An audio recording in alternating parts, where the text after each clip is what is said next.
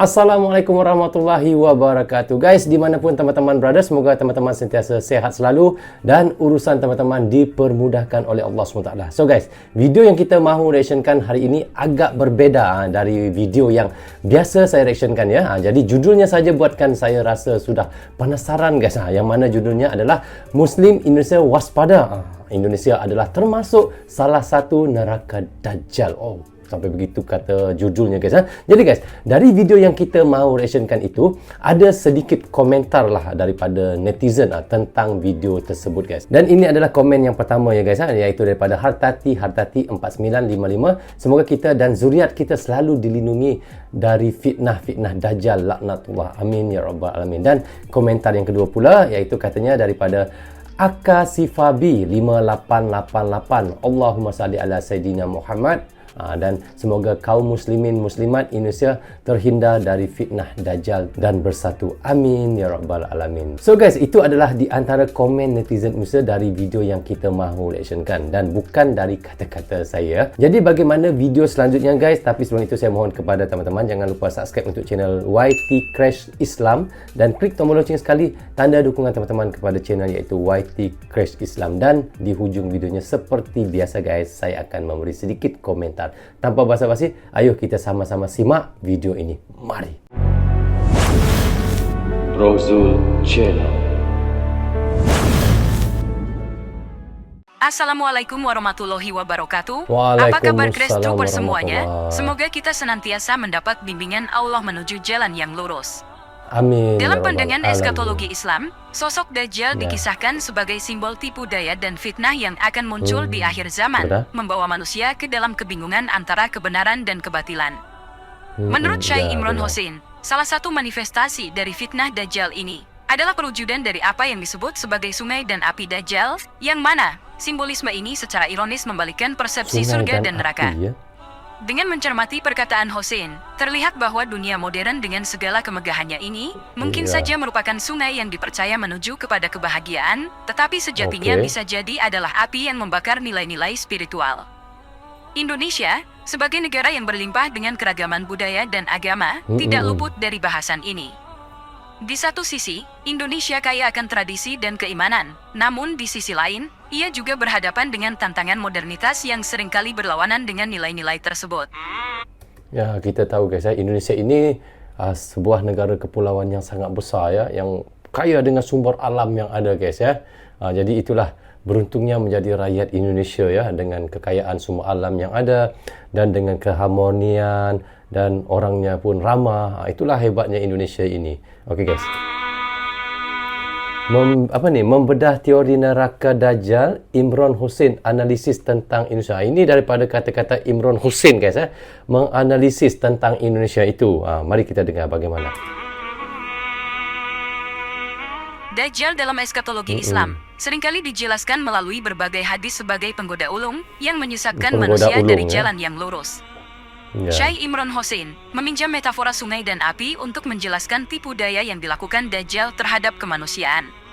Ya. Dalam hal ini, sungai Dajjal menggambarkan janji-janji palsu tentang kehidupan yang serba melimpah dan mudah, seolah-olah itu Benar. adalah jalan menuju jannah.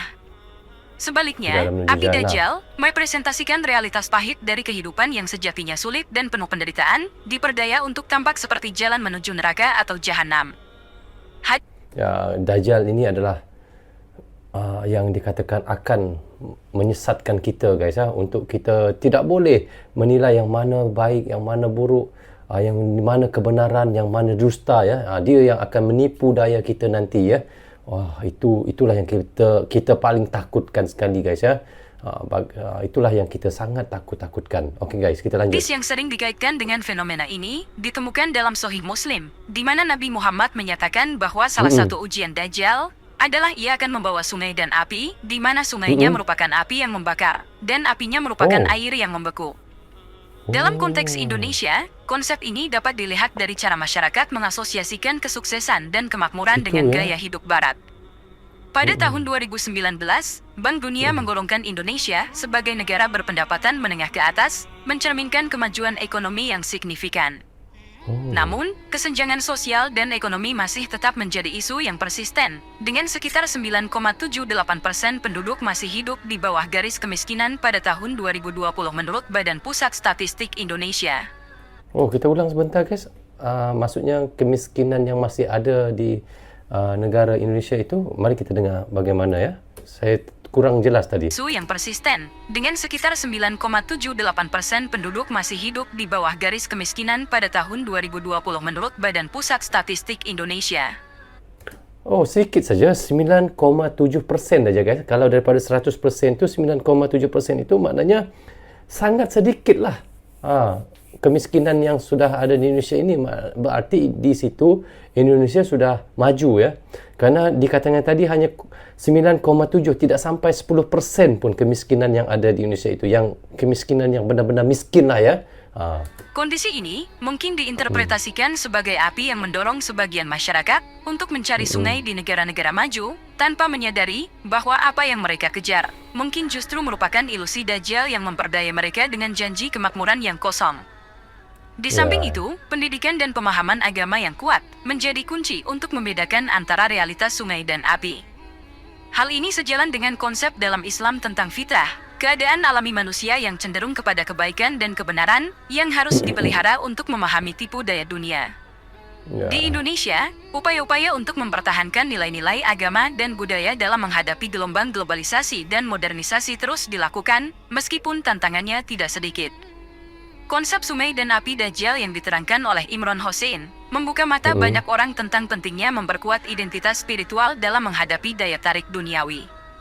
Di sisi lain, Hossein menekankan bahwa kekayaan material tidak selalu mencerminkan kesejahteraan spiritual atau kebahagiaan sejati, yang mana pandangan ini didukung oleh berbagai sumber Islam yang menekankan pentingnya keseimbangan antara kehidupan duniawi dan ukhrawi.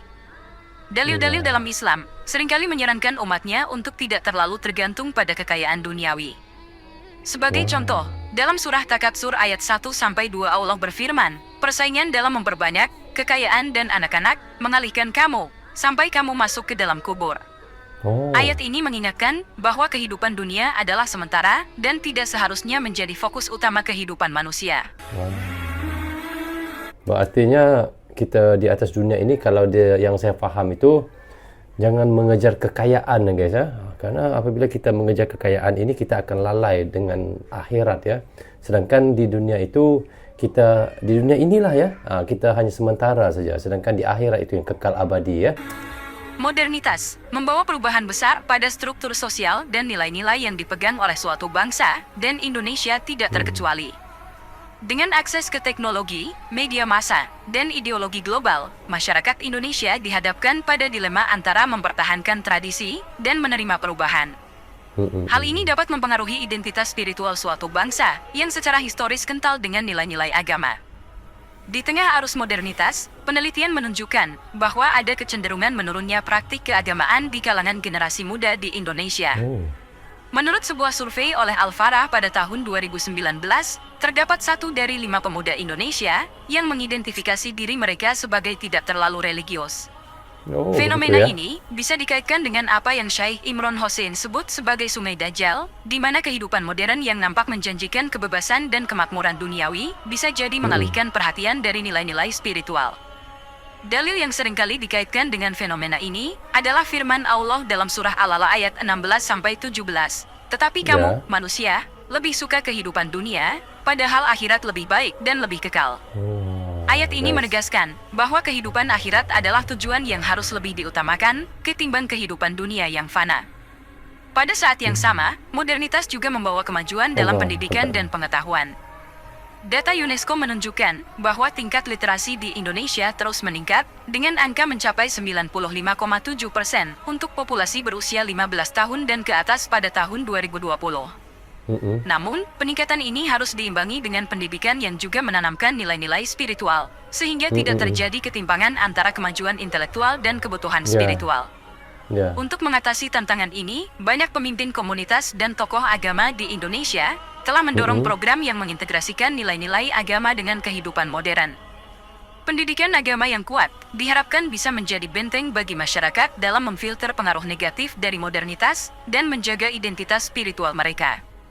Di sini, Kearifan lokal dan ajaran Islam berperan sebagai panduan yang membantu masyarakat menavigasi arus modernitas tanpa kehilangan esensi spiritual yang menjadi ciri khas bangsa.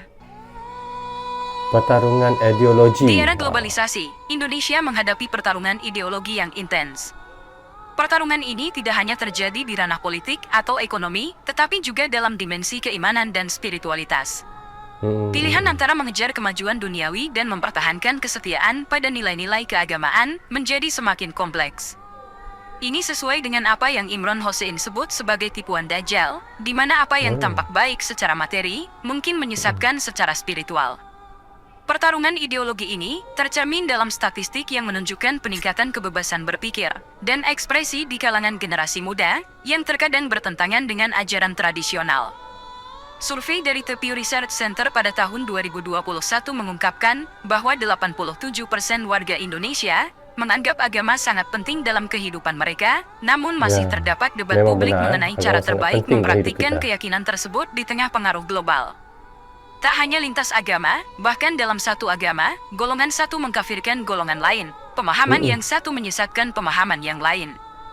Ternyata, inilah yang disukai Dajjal. Dalam menghadapi pertarungan ideologi ini, dalil-dalil dalam Al-Quran menawarkan panduan. Sebagai contoh, surah Al-Kafirun menyatakan, bagimu agamamu, dan bagiku agamaku. Ayat ini bisa ditafsirkan sebagai panggilan untuk menghormati keragaman pemikiran dan kepercayaan, namun juga menegaskan pentingnya memegang teguh pada prinsip-prinsip iman sendiri. Menariknya, dalam surah Al-Baqarah ayat 120 Allah berfirman, "Dan jika kamu mengikuti keinginan mereka setelah pengetahuan yang datang kepadamu, maka sesungguhnya kamu akan menjadi dari orang-orang yang jolim." Ayat ini menggarisbawahi tantangan yang dihadapi umat Islam dalam menjaga keimanan mereka di tengah tekanan untuk menyesuaikan diri dengan norma-norma yang mungkin bertentangan dengan ajaran Islam. Masa depan keimanan di Indonesia bergantung pada bagaimana masyarakat dan pemimpinnya menavigasi pertarungan ideologi ini.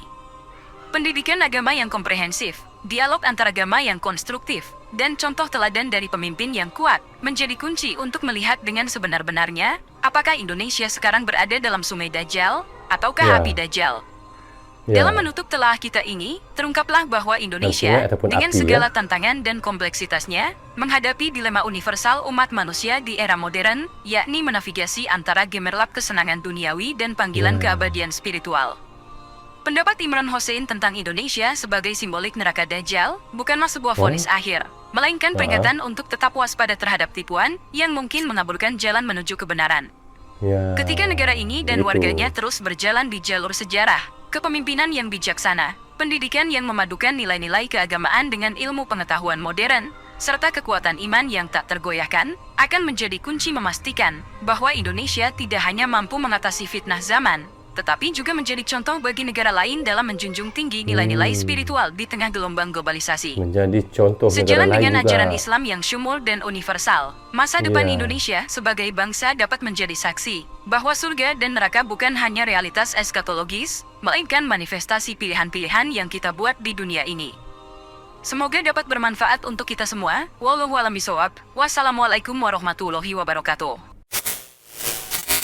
So okay guys, dari apa yang sudah kita reactionkan tadi, dalam pandangan iaitu ekskatologi Islam, Dajjal dijelaskan sebagai simbol tipu daya dan fitnah di akhir zaman, dan Syekh Imran Hussein menyatakan bahawa salah satu manifestasi fitnah Dajjal adalah melalui simbolisme sungai dan api Dajjal, dan ini membalikkan persepsi surga dan neraka. Dan dikatakan tadi guys, dari apa yang saya faham lah ya, di Indonesia konsep ini mencerminkan kompleksitas antara tradisi dan modernitas, dan meskipun kaya akan tradisi dan keimanan, Indonesia juga dihadapkan pada tantangan iaitu modernitas yang seringkali bertentangan dengan nilai-nilai tersebut. Jadi di sini kita lihat iaitu dari kata Imran Hussein mengingatkan pentingnya mempertahankan nilai-nilai iaitu spiritual dan agama dalam menghadapi modernitas iaitu keseimbangan antara kehidupan duniawi dan akhirat, dan ditekankan dalam Islam dan meskipun kemajuan ekonomi yang terjadi. Jadi guys, kita lihat di sini walau bagaimanapun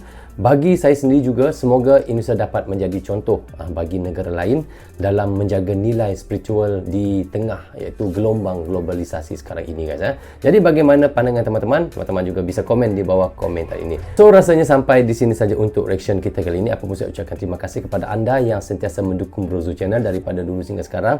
Dan bagi teman-teman yang baru saja hadir, jangan lupa klik butang subscribe dan klik tombol loceng, tanda dukungan teman-teman kepada Brozul Channel. Yang baik semuanya datang daripada Allah SWT, yang salah dan silap datangnya daripada saya sendiri. Assalamualaikum. Goodbye. Bye-bye.